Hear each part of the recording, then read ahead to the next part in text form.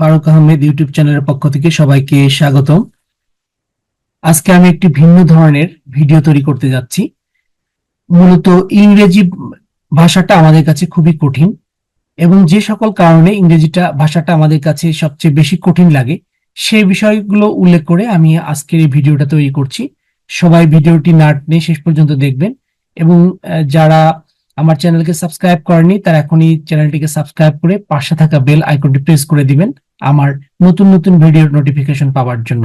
আর যারা ইতিমধ্যে আমার চ্যানেলটি সাবস্ক্রাইব করেছেন তাদেরকে অসংখ্য ধন্যবাদ। ইংরেজি ভাষায় টেকনোলজি অত্যন্ত সহজ, সায়েন্টিফিক অ্যান্ড লজিক্যাল, অথচ শিক্ষার্থীরা হতাশ। ইংরেজি কেন একটি পাহাড় ডিঙানো সমস্যা? ইংলিশ ফোবিয়ায় আক্রান্ত সকলে।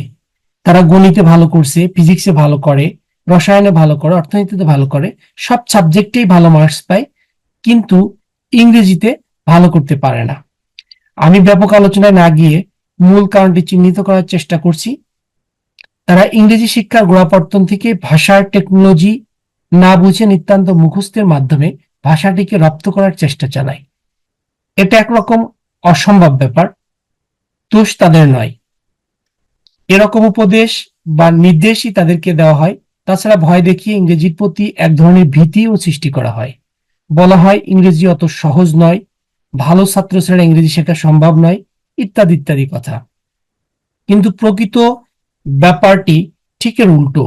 যাই হোক, এ সকল ভয় ভীতি বা ভুল নির্দেশনার কারণে শিক্ষার কেন্দ্রবিন্দু থেকে ছাত্ররা দূরে সরে যায়।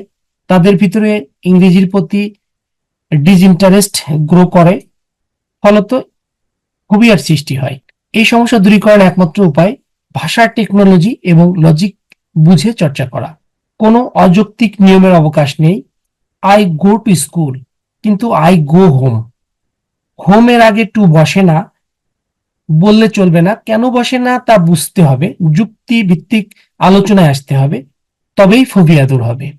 এছাড়া প্রত্যেক ভাষার মূল উপাদান হচ্ছে ওই ভাষার শব্দ সম্ভার বা ভোকাবুলারি। ভোকাবুলারি জানতে হলে একথা বলা বাহুল্য, বরং যার স্টক অফ ওয়ার্ডস যত সমৃদ্ধ, ভাষার তার দখল তত বেশি। শব্দের নেচার বা প্রকৃতি বুঝে সঠিক ব্যবহারের দক্ষতায় ভাষার দখল। এক্ষেত্রে মূলত পার্টস অফ স্পিচ সম্বন্ধে সম্যক ধারণা নিতে পারলে গ্রামারের 50% শেখা সম্পূর্ণ হবে বলে আমি মনে করি। কিন্তু সত্যটি হচ্ছে শিক্ষার্থীদের 90% পার্টস অফ স্পিচ বুঝে না। যাই হোক, আমার আহ্বান vocabulary, grammar and technology and practice to win the English, এই তিনটা পার্ট যদি আমরা সঠিকভাবে সম্পূর্ণ করতে পারি তাহলে আমাদের ইংরেজি শেখাটা খুব সহজ হয়ে যাবে। ইংরেজি ভাষা বিষয়ে প্রাইমারি কিছু কনসেপ্ট আছে, যেমন ল্যাঙ্গুয়েজ। আসলে ল্যাঙ্গুয়েজটা কি এটা আমাদের জানা দরকার। ভাব প্রকাশ বা ভাব বিনিময়ের মাধ্যমে ভাষা বা ল্যাঙ্গুয়েজ। লেটার বা বর্ণ, বর্ণটা আসলে কি? ভাষা লিখবার জন্য ব্যবহৃত চিহ্নই বর্ণ বা লেটার। যেমন এ বি সি, এভাবে ইংরেজিতে মোট 26টি বর্ণ রয়েছে। অ্যালফাবেট, অ্যালফাবেট হলো বর্ণমালা। লেটার সমূহকে একত্রে অ্যালফাবেট বলে। আমাদের এই বর্ণমালা জানার সাথে সাথে আমাদের একটা বিষয় জানা দরকার, সেটা হলো ভাওয়েল এবং কনসোনেন্ট। আমি বললাম যে ইংরেজিতে মোট 26টি বর্ণমালার বর্ণ রয়েছে, তার মধ্যে 5টি রয়েছে ভাওয়েল এবং 21টি রয়েছে কনসোনেন্ট। এই ভাওয়েল গুলো জানলে বাকিগুলো সবই কনসোনেন্ট হবে। এখানে ভাওয়েল হলো এ ই আই ও ইউ, এই 5টি শব্দ হলো ভাওয়েল। আর এই এ ই আই ও ইউ এই 5টি শব্দ বাদে বাকি যে 21টি শব্দ আছে সেগুলো হলো কনসোনেন্ট। আমরা পরবর্তীতে ভাওয়েল এবং কনসোনেন্টের সঠিক ব্যবহার এবং এর কি কার্যকারিতা রয়েছে সেটা আমরা জানতে পারবো। ওয়ার্ড, এরপর আসছে ওয়ার্ড। ওয়ার্ডটা আসলে কি এই বিষয়টা আমাদের জানা দরকার। এক বা একাধিক মিনিংফুল লেটারই ওয়ার্ড।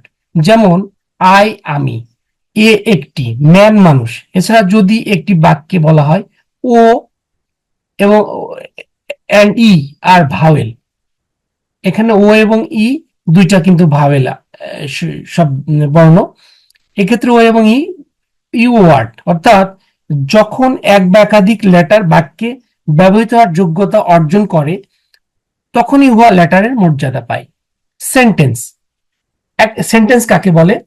একাধিক ওয়ার্ড কোনো পূর্ণ ভাব ব্যক্ত করলে তাকে, অর্থাৎ ওই গ্রুপ অফ ওয়ার্ডস বা শব্দ সমূহটিকে সেন্টেন্স বলে।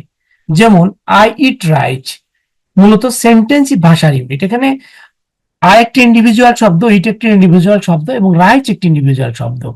এই তিনটা শব্দকে একত্রিত করে যখন আমরা লিখব তখন এর কিন্তু ভিন্ন একটি ভাব প্রকাশ হবে।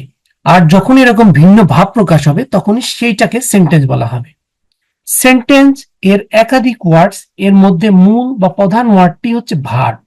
ভার্ব ছাড়া সেন্টেন্স হয় না, অর্থাৎ ভার্ব ছাড়া কোনো ভাব সাধারণত প্রকাশ করা যায় না। সুতরাং ভার্বের ভূমিকা সেন্টেন্স তৈরিতে খুবই গুরুত্বপূর্ণ। এখন আমরা জানবো গ্রামার। গ্রামারটা আসলে কি? ভাষার যে নিয়ম মেনে চলে তাই গ্রামার। সেন্টেন্স হচ্ছে ভাষার ইউনিট, কাজে বাক্য গঠনে যে সকল নিয়ম অনুসৃত হয় তাই গ্রামার। গ্রামার ভিন্ন কোনো পুস্তক নয়, grammar is the rules of language. ইংরেজি গ্রামার 5টি ভাগে বিভক্ত। আমরা ইংরেজি গ্রামারটা কি সেটা জানলাম, এখন ইংরেজি গ্রামার কয়টি ভাগে বিভক্ত এটা আমাদের জানা খুবই জরুরি। ইংরেজি গ্রামার মূলত 5টি ভাগে বিভক্ত। 1 নম্বর হলো অর্থোগ্রাফি অর্থাৎ বর্ণ প্রকরণ, ইটিমোলজি শব্দ বা পদ প্রকরণ, সিনট্যাক্স বাক্য প্রকরণ বা পদ বিন্যাস, পাংচুয়েশন ব্রাম চিহ্ন প্রকরণ, প্রোসোডি হলো ছন্দ প্রকরণ। পার্টস অফ স্পিচ বুঝতে পারার অর্থ ওয়ার্ড এর নেচার বা প্রকৃতি সম্বন্ধে সম্যক জ্ঞান। পার্টস অফ স্পিচ এর গুরুত্ব গ্রামারে অপরিসীম। পার্টস অফ স্পিচ বুঝলে গ্রামারের 50% বোঝা সম্পূর্ণ হবে বলে আমি মনে করি। পার্টস অফ স্পিচ অর্থ বাক্যের অংশ, কাজেই শুধু ওয়ার্ড আর কোনো পার্টস অফ স্পিচ নয়, এটি একটি ওয়ার্ড মাত্র, কারণ উহা কোনো বাক্যের অংশ নয়। কিন্তু আই ওয়াটার দ্য প্লান্ট বাক্যটিতে ওয়াটার শব্দটি পার্টস অফ স্পিচ এবং ভার্ব ভার্ব, কাজেই সেন্টেন্সে ব্যবহৃত শব্দমাত্রই পার্টস অফ স্পিচ। সকল পার্টস অফ স্পিচই ওয়ার্ড, কিন্তু সকল ওয়ার্ডই পার্টস অফ স্পিচ নয়, এ বিষয়টা আমাদের জানতে হবে। ওয়ার্ড যতক্ষণে বাক্যে ব্যবহৃত না হয় অর্থাৎ সেন্টেন্সের অংশ না হয় ততক্ষণে কোনো ওয়ার্ডকে পার্টস অফ স্পিচ বলা যায় না। একটা ওয়ার্ড তখনই পার্টস অফ স্পিচ হবে যখন একটা বাক্য গঠন করবে। সেন্টেন্সে ব্যবহৃত ওয়ার্ডের ভূমিকা বা ফাংশনিং অনুযায়ী সমস্ত ওয়ার্ডকে 8টি শ্রেণীতে ভাগ করা যায়, অর্থাৎ ওয়ার্ড সমূহ বাক্যে 8 রকমের ভূমিকা পালন করতে পারে। সুতরাং পার্টস অফ স্পিচ ঠিক 8 প্রকার। এখন আমরা জানবো পার্টস অফ স্পিচ গুলো কি। প্রথম হলো noun, pronoun, adjective, verb, adverb, এগুলো সবই হলো সব্যয়। প্রিপোজিশন, কনজাংশন এন্ড ইন্টারজেকশন, এই 3টা হলো অব্যয়। তাহলে আমরা মোট 8টি পার্টস অফ স্পিচের নাম জানলাম। আমি আজকের এই ভিডিওতে এই 8টি পার্টস অফ স্পিচের নাম জানা পর্যন্ত আজকে ভিডিওটি শেষ হবে। এর পরবর্তী ভিডিওতে আমি প্রতিটা পার্টস অফ স্পিচের সংজ্ঞা এবং তাদের কার্যকারিতা এবং তারা কিভাবে একটি বাক্য গঠনে বিভিন্ন ভাবে ভূমিকা পালন করে সেটা আমি বর্ণনা করব। সে পর্যন্ত সবাই ভালো থাকবেন। সবার জন্য শুভকামনা। আসসালামু আলাইকুম।